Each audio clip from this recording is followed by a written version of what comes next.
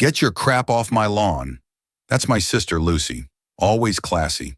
They tossed my life out like week-old garbage because Mr. Quiet wasn't pulling his weight. Ha! They should have seen his car collection or his bank account. They just saw Ben, the doormat, not Benjamin Hart, who owned, well, let's just say owning. This crummy little house was small potatoes. He kept quiet. Let them believe their lies. The fools. Now their comfy little world is about to explode. See, what they didn't know was Ben also has a heart of gold, a real soft spot for strays, so how will she use this quietly kept secret? They have no idea how her quiet kindness will change everything. Before we dive into this incredible story of revenge and justice, make sure to subscribe and hit that notification bell because you won't believe how this family's greed backfired in the most spectacular way possible. My name is Hazel, and 3 years ago, I thought I had found my fairy tale. I married Ben in a small ceremony that my family barely showed up to. They said he was too quiet, too ordinary. But when he looked at me, I felt like I was the only person in the world that mattered. We moved into my childhood home with my parents because, honestly, we couldn't afford our own place yet. At least that's what I thought. Ben worked in business. That's all he ever said when people asked. He'd leave early in the morning wearing simple clothes and come back in the evening with this gentle smile that made my day brighter. My family saw his humility as weakness. They saw his quietness as boring. But I saw something different in his eyes, a depth that made me feel safe, like he was carrying secrets that would one day make sense. Living with my family wasn't easy. My sister Lucy was the golden child, a real estate agent who drove a shiny car and wore designer clothes. She had this way of walking into a room like she owned it. And honestly, my parents acted like she did. Then there was my brother Mike, the artist who spent most days in the garage painting canvases that never seemed to sell. But even his failures were somehow more interesting to my parents than my quiet life with Ben. I worked part-time at a local bookstore, which gave my family endless material for their criticism. "When are you going to get a real job, Hazel?" my mother would ask during dinner, while Lucy talked about her latest property sale. "When is Ben going to step up and provide for you properly?" my father would add, barely looking up from his plate. Ben would just squeeze my hand under the table, never defending himself, never arguing back. Sometimes I wished he would fight for us, but that wasn't who he was. The real tension started when Lucy announced her engagement to Richard, some wealthy guy from the city who owned multiple businesses. Suddenly, the house felt different. There were whispered conversations in corners, planning sessions that stopped when I walked into rooms. Lucy started talking about wedding preparations, about needing space for her new life, about how cramped everything felt with so many people living under one roof. I caught my parents having hushed conversations about making changes and what's best for the family's future. When I tried to join these discussions, they'd smile and change the subject, treating me like a child who couldn't understand adult decisions. But I understood perfectly. I could see it in their eyes. I was the problem they needed to solve. Ben noticed the shift too. He'd find me crying after particularly harsh family dinners and hold me without saying a word. Sometimes I wondered if he felt as unwelcome as I did, but he never complained. He just stroked my hair and whispered that everything would be okay. Looking back now, I think he knew something I didn't. There was this calm confidence about him that I mistook for acceptance of our situation.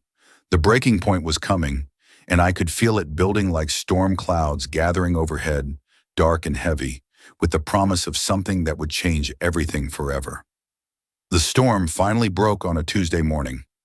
I was making coffee when my parents walked into the kitchen with that look, the one that said they'd made a decision about my life without including me in it. Lucy stood behind them, arms crossed, wearing that smug expression she'd perfected since childhood. Mike lingered in the doorway, avoiding eye contact like he always did when things got uncomfortable. "Hazel, we need to talk," my father said, his voice carrying that tone he used when he thought he was being reasonable, but was really just being cruel. My mother nodded beside him, wringing her hands in a way that might have looked apologetic if I didn't know better. "Lucy's getting married, and she's going to need this space. You and Ben need to find your own place." The coffee mug slipped from my hands, shattering against the kitchen floor. The sound seemed to echo in the sudden silence. "This is my home too," I whispered. But even as I said it, I could see in their faces that it wasn't. Not anymore. Maybe it never really had been. Lucy's successful, my father continued, stepping around the broken ceramic like it was just another mess I'd made. She's got a real future ahead of her. She needs room to build her life with Richard. You're 28, Hazel. It's time you and Ben figured things out for yourselves.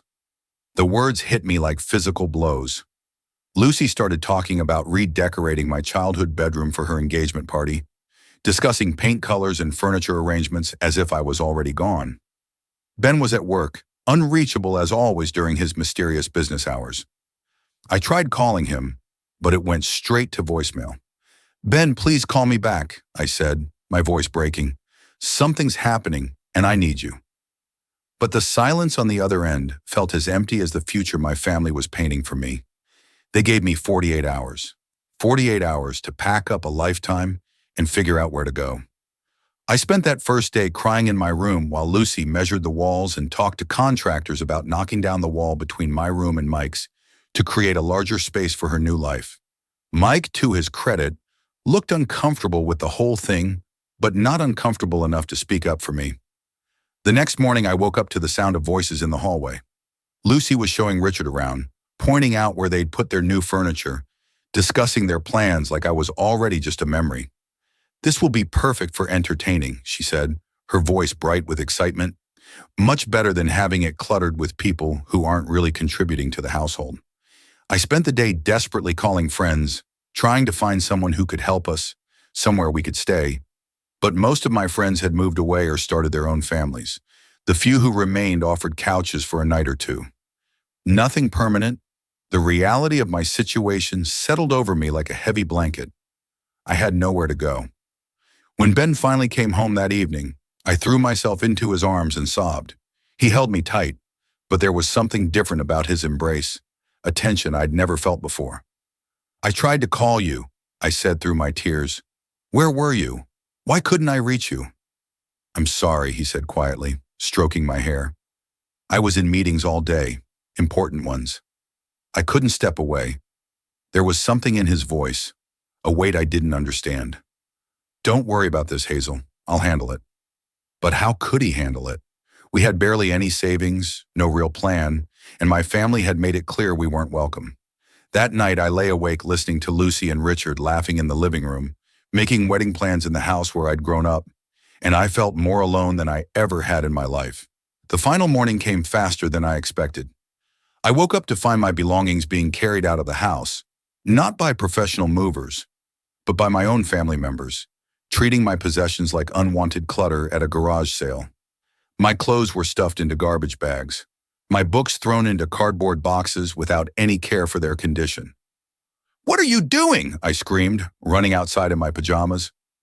Neighbors had started to gather, drawn by the commotion. Mrs. Peterson from next door stood on her porch, shaking her head with what looked like genuine sympathy. The Martinez family across the street watched from their window, probably grateful it wasn't their drama being played out for the whole street to see. We told you 48 hours, my father said, not even looking at me as he carried out my dresser drawers. Time's up, Hazel. Lucy's contractors are coming this afternoon to start the renovations. I stood there on the front lawn, surrounded by my life in boxes and bags, and felt something break inside me. Not just my heart that had been breaking for days, something deeper. My sense of belonging, my understanding of family, my belief that blood meant something more than convenience and favoritism. Mike finally spoke up, but his words cut deeper than his silence had. You should have seen this coming, Hazel.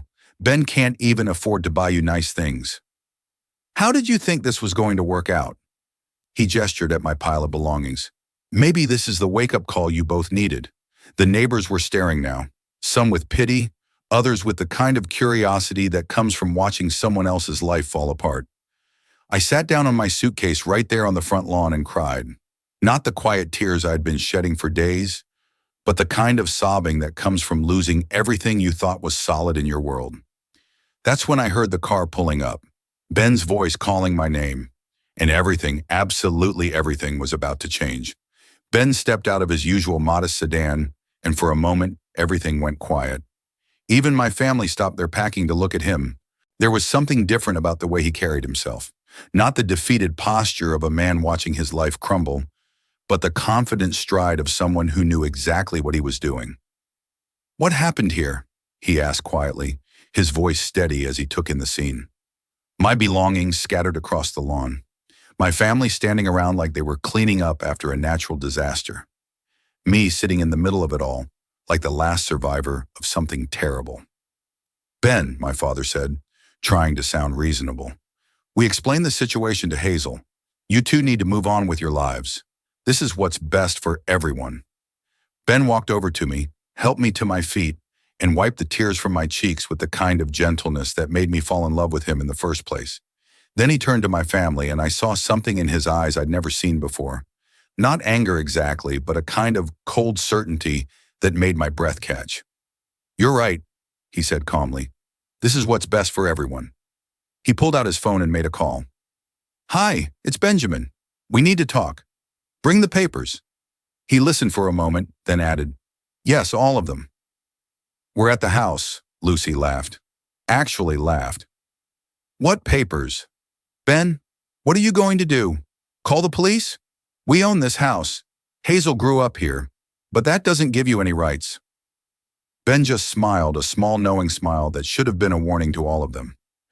"You're absolutely right, Lucy. Growing up somewhere doesn't give you ownership." He slipped his phone back into his pocket. "Legal ownership is what matters." Within minutes, black sedans started pulling up to the curb. Not police cars, but expensive vehicles with tinted windows. Men in tailored suits stepped out, carrying briefcases and looking like they meant business. The neighbors who had been watching from a safe distance suddenly seemed very interested in finding reasons to go back inside their houses. The lead man approached us with the kind of confidence that comes from handling important matters for important people. He was tall, distinguished, with gray hair, and the bearing of someone who'd spent his career in boardrooms rather than courtrooms, though he clearly knew his way around both. "Mr. Hart," he said, extending his hand to Ben. "I came as soon as you called." "Mr. Hart." I stared at Ben, confusion mixing with the beginnings of something that felt like hope. I'd never heard anyone call him anything but Ben. Even his mail came addressed to Benjamin, never Hart with any kind of title or formality that suggested, what was I even thinking? "Thank you for coming so quickly, Patterson," Ben replied, shaking the man's hand. "I think we need to clear up some confusion about property ownership." My father stepped forward, puffing up his chest the way he did when he felt challenged. "Now look here, we don't know who you think you are, but this is our family home. We've lived here for over 20 years. Patterson opened his briefcase and pulled out a folder thick with documents. "Actually, sir, this property has been owned by Hart Industries for the past 5 years. The previous owners sold it during the 2020 market downturn." He handed my father a document. "As you can see, the sale was completed in full, and the property has been maintained as a rental property since then." Lucy grabbed the papers from my father's hands, her face going pale as she read. "Hart Industries," she whispered, and I could see recognition dawning in her eyes. "Hart Industries. That's the real estate empire. They own half the buildings downtown." Ben nodded calmly. "Among other things." "Yes, but you're just Ben," Mike said, his voice cracking like a teenager's. "You're quiet Ben who works in business and can't afford to buy Hazel nice things." "I am Ben," my husband replied, his voice gentler now. "I'm also Benjamin Hart, CEO of Hart Industries, and I can afford to buy Hazel anything she wants. I just wanted her to love me for who I am, not what I have." Patterson continued as if he was reading from a grocery list rather than destroying my family's entire understanding of their situation. "The property was purchased as a wedding gift for Mrs. Part, with the understanding that her family would be allowed to remain as tenants indefinitely, provided they treated the actual owners with appropriate respect." I felt the world tilt sideways. "Wedding gift?" I whispered. Ben took my hand, his thumb tracing circles on my palm, the way he did when he was nervous. "I wanted to surprise you on our anniversary. The house was supposed to be yours, Hazel. I bought it because I knew how much this place meant to you, how many memories you had here." My mother sank into one of the lawn chairs someone had dragged outside, her face white as paper. "You own our house," she said. Not really a question. I own this house, Ben corrected gently. I own this entire block, actually, and the one behind it, and most of the commercial district downtown. He gestured to Patterson. Show them the neighborhood overview. Patterson produced another document, this one showing a map of our area with properties highlighted in blue. Nearly everything was blue. The grocery store where I bought our weekly supplies, the coffee shop where Lucy met her clients, the art supply store where Mike bought his paints. All of it owned by Hart Industries, owned by my quiet, humble husband, who let my family treat him like he was nothing. 5 years, my father said, staring at the papers. You've owned our house for 5 years and you never said anything. Ben's expression was patient, but there was steel underneath it now. You've been living in my house for 5 years, treating your daughter like she was a burden and your son-in-law like he was worthless, and you never thought to be grateful? The silence that followed was the kind that comes right before everything falls apart completely. Lucy looked like she was about to be sick. Mike had gone completely pale, probably calculating every cruel thing he'd said about Ben over the years. My parents just stared at the documents like they could somehow make them say something different. But I was looking at my husband, really looking at him, and seeing him clearly for the first time. The quiet confidence I'd always found attractive suddenly made perfect sense. The way he never seemed worried about money, the mysterious business meetings, the calm way he handled every crisis. He wasn't just getting by in the world, he was running a significant part of it. Why didn't you tell me? I asked, my voice barely audible over the sound of my family's world crashing down around us.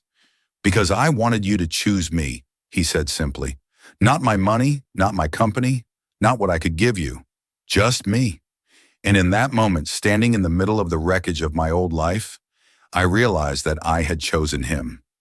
Every day for 3 years, I had chosen the man I thought was just Ben, never knowing he was also Benjamin Hart. I had loved him when I thought he had nothing, which meant I had loved him for all the right reasons. It was my family who had gotten everything wrong. The transformation in my family's behavior was immediate and nauseating. My father, who had been carrying my belongings to the curb like garbage just minutes before, suddenly stepped forward with his hand extended and a smile that looked like it physically hurt to produce. Ben, Mr. Hart, I think there's been a terrible misunderstanding here, he said, his voice taking on the obsequious tone he used with his most important clients. If we had known who you were, of course we would have handled this situation differently. Ben looked at my father's outstretched hand, but didn't take it. You knew exactly who I was, he said quietly. I was your daughter's husband. That should have been enough. Lucy stepped forward, her real estate agent's smile in full force despite the panic in her eyes. This is actually perfect timing, she said, her voice brittle with false cheer. Richard and I are having our engagement party here next week. Having the actual owner present would be such an honor. Maybe we could discuss some business opportunities. No, Ben said, the single word cutting through her, babbling like a knife. You're not having an engagement party here next week. You're not having anything here. He turned to Patterson. What's the standard notice period for eviction in this state? 24 hours for lease violations, sir, Patterson replied without hesitation, or immediate removal for destruction of property or hostile behavior toward the owner. My mother finally found her voice, though it came out as a panicked whisper. Eviction? Ben. Surely you don't mean we're family. We can work this out. Are we family? Ben asked, his tone genuinely curious. Because family doesn't throw their daughter's belongings on the lawn. Family doesn't humiliate someone they love in front of the entire neighborhood. Family doesn't call someone worthless because they don't drive an expensive car or wear designer clothes. Mike, who had been silent since the revelation, finally spoke up. Ben, I'm sorry, man. I didn't know. You didn't know what? Ben interrupted, his calm facade cracking slightly. You didn't know I was wealthy, so you thought it was okay to treat me like dirt. You didn't know I owned this house, so it was fine to kick your sister out of it. He shook his head. The only thing you didn't know was that your cruelty would have consequences. The neighbors had started creeping back outside, drawn by the drama unfolding on our front lawn. Mrs. Peterson was barely pretending to water her flowers while she listened to every word. The Martinez family had given up all pretense and were watching openly from their porch. Lucy's face was burning red, probably thinking about how this would look to Richard and her real estate colleagues. Patterson cleared his throat professionally. "Mr. Hart, shall I proceed with the eviction notice?" Ben looked at me and I saw the question in his eyes. This was my family, awful as they were being. This was my childhood home, even if it hadn't felt like home for a long time. The decision was mine to make. I thought about all the times they had made me feel small, all the comments about my choices, all the ways they had dismissed both Ben and me. I thought about sitting on that suitcase 20 minutes ago, crying while they threw my life away. I thought about Lucy planning to redecorate my room while I was still living in it, and Mike calling Ben a nobody, and my parents deciding my future without including me in the conversation. 24 hours, I said, surprised by how steady my voice sounded. Give them 24 hours. My family's relief was visible, but it was short-lived. 24 hours to pack and leave, I continued. The lease agreement is terminated for hostile behavior toward the property owners. Lucy's engagement party was scheduled for the following Saturday, 6 days away. She had already sent invitations, booked caterers, ordered flowers. Richard's family was flying in from out of state. The thought of having to call everyone and explain why the party was canceled, why she no longer had access to the house she'd been bragging about. It was written all over her face. "Hazel, please," she said, her voice cracking. "I'm your sister. This is just a misunderstanding. We can fix this." "You had 3 years to treat me like your sister," I replied. 3 years to be kind to my husband. 3 years to make me feel welcome in the house where I grew up. Instead, you spent 3 years making me feel like a failure and 3 days planning my eviction. Mike tried a different approach. "What about my art? All my paintings are in the garage. Some of them are for my upcoming show." "The show at the downtown gallery?" Ben asked mildly. "The one in the building owned by Hart Industries?" "The one where you got the exhibition slot because the gallery director owed me a favor, though he didn't mention that when he called to tell me about the talented local artist whose work deserved a chance." Mike's face went white. Even his failures had been successes only because of Ben's hidden influence. As my family scrambled to process this information, Ben walked over to where I was still standing among my scattered belongings. He picked up one of my books, a worn copy of Jane Austen that I'd read so many times the spine was cracked, and handed it to me. "I'm sorry," he said quietly, "meant just for me. I'm sorry I let it get this far. I kept thinking they'd come around, that they'd see how much we loved each other and start treating us with respect. I thought if I just stayed patient and kind, they'd eventually accept us." "Why didn't you tell me?" I asked again, accepting the book and holding it against my chest like a shield. "About the house, about who you are." "Because I wanted to earn your love," he said simply. "I've had people pretend to care about me for my money my whole life. When I met you, you saw me as just Ben, and you loved just Ben. That was the most precious thing anyone had ever given me. I understood then why he had hidden his wealth, why he had endured my family's treatment, why he had never defended himself when they called him boring or worthless. He had been protecting something rare and beautiful, a relationship built on love instead of greed, respect instead of opportunism. I did love just Ben, I told him. I still do. All of this, I gestured toward Patterson and the legal documents and the expensive cars, doesn't change who you are to me." He smiled then, the first real smile I'd seen from him in weeks. "So what do you want to do?" "This is your house, Hazel. I bought it for you. We can live here, or we can sell it, or we can turn it into something completely different. Whatever you want." I looked around at the house where I'd grown up, at my family standing among the ruins of their assumptions, at the neighbors who were still watching our drama unfold. Too many bad memories now. Too much hurt to pretend we could just move forward like nothing had happened. "I want to sell it," I said. "Let's find somewhere that's just ours where we can start fresh." Ben nodded. "Patterson, please put the house on the market.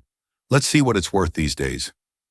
"Actually, sir," Patterson said, consulting his tablet, "given the recent developments in the area and Hart Industries' plans for commercial expansion, I'd estimate this property has appreciated significantly, probably enough to provide the current tenants with a substantial relocation allowance, should you choose to offer one." My family's head snapped up at the mention of money, hope flickering in their eyes like dying embers, finding oxygen. But Ben was looking at me again, waiting for my decision. "There's something else you should know," he said to my family, his voice carrying a weight I was only beginning to understand. "For the past 3 years, I've been helping you financially anonymously. Mike's art school tuition that he thought he'd gotten through a scholarship. My father's business loan that kept his company afloat during the pandemic. The mysterious benefactor who had paid for my mother's surgery last year when their insurance fell short. Even Lucy's down payment on her car, which she thought came from a real estate bonus. I helped you because I loved Hazel and you were her family," Ben continued. "I wanted her to be happy, and I knew she couldn't be truly happy if her family was struggling. So I made sure you weren't." The silence that followed was deafening. My family stood there realizing that the man they had dismissed as worthless had been quietly supporting them for years. The man they had mocked for being poor had been the reason they weren't poor themselves. "The real tragedy," Ben said, his voice infinitely sad, "is that I would have continued helping you forever. All I wanted was for you to be kind to my wife. That was it. Just basic human decency toward the woman I love." Lucy started crying then, not the pretty tears she used to get her way, but the ugly, desperate sobs of someone who finally understood what they had lost. Mike sank down onto the porch steps, his head in his hands. My parents just stared at Ben like they were seeing him for the first time. "Ben," my father said, his voice breaking, "is there any way? Can we somehow—" "You have 24 hours, Ben repeated gently. "Patterson will be by tomorrow evening to ensure the property is vacated. Your security deposits will be returned, and I'll provide moving expenses as a final courtesy. After that, our business relationship is concluded." He took my hand and started walking toward his car. Our car, I realized our life that I was finally starting to understand. "Where are we going?" I asked as he opened the passenger door for me. "Home," he said. "Our real home. The one I've been working on as a surprise for our anniversary. The one that's just ours where no one can make you feel unwelcome ever again." As we drove away, I looked back once at the house where I grew up, at my family standing among the scattered pieces of their old life, at the neighbors already spreading the story that would be told at dinner tables across the neighborhood, for years to come. But mostly I looked at my husband, my quiet, patient, secretly powerful husband, and realized that sometimes the people who seem ordinary are hiding the most extraordinary love stories of all. The fairy tale I thought I'd lost had been there all along. I just hadn't known how to recognize.